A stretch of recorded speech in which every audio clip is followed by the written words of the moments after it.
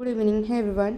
So तुम्हाला एक खास ट्रिक सांगणार आहे आणि माझी जी चुकी झालेली आहे आणि ते चुकी मला लक्षात आले तीही तुमच्यासोबत शेअर करते. बरं, जे काळपट कलरचे तुम्हाला डाग दिसत आहेत, तर इथं मी काय केलं, माझ्या अंदाजपंचे मी हा जो कर्व आहे तो करायचा प्रयत्न केला. आता हा टेपनं कर्व तुम्ही मोजून घ्या शक्यतो, किंवा आता आपल्याकडे ती अशा प्रकारची रील्स वगैरे असत्या, तर त्या हिशोबानं आपण असं ठेवून मार्क करू शकता.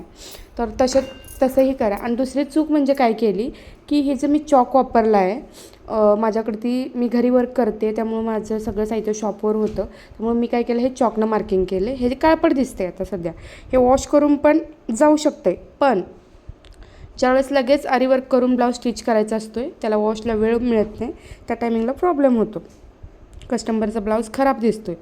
आता ह्याला मी कवर करेल, पण तुम्ही लक्षात ठेवताना ही गोष्ट लक्षात ठेवा की तुम्ही खडूनं मार्किंग करू नका. मार्किंग पेन्सिल असते त्याला छान असं टोक करा. टोक शार्प नसूनही ते टोक जरी केलं तर त्याला असं थोडं फरशीवर किंवा कशावर तरी घासा, जेणेकरून गुळगुळीत होईल. आणि आपण ज्यावेळेस ताणून कपडा धरतो त्यावेळेस काय होतं की ती टोक पट्टदिशी घुसतं आणि तिथं होल पडतं, म्हणजे ह्या कपड्यांवरती होल पडतो. त्यामुळे शक्यतो शॉप केलेल्या पेन्सिलचं टोक गुळगुळीत असलं पाहिजे. आणि ती जी चूक मी जी केली ती तुम्ही परत करू नका. आता दुसरं सगळ्यात महत्त्वाची ट्रिक, आता मी चेन स्टिच मारली. बऱ्याच वेळेस असा प्रॉब्लेम होतो की ज्यावेळेस वन दाब आपण यूज करतो आणि ब्लाऊज आपण पलटून टाकतो अस्तरसहित, त्या टायमिंगला दाब जो आहे किती जरी बारीक असला तर ह्या खड्यांवरती जाऊन आपटतो. त्यासाठी काय करायचं, चेन स्टिच जी आहे, मी आता डबल लाईन घेतल्या.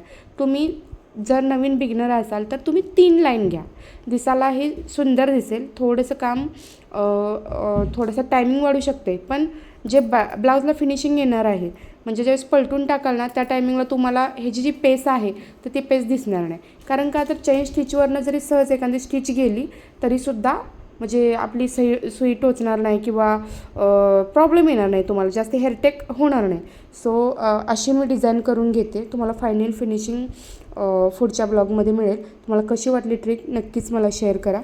आणि मी जे चुक्या केलेल्या आहेत ते तुम्ही चुक्या करू नका आणि पेन्सिलचा वापर करा. So bye. आजचा व्हिडिओ आणि आजची माहिती एवढीच. आणि सबस्क्राईब करा आपलं चॅनेल, लाईकही करा, कमेंटही करा, आणि नेक्स्ट ब्लॉग कशाविषयी हवं आहे तर ते मला कमेंट करा.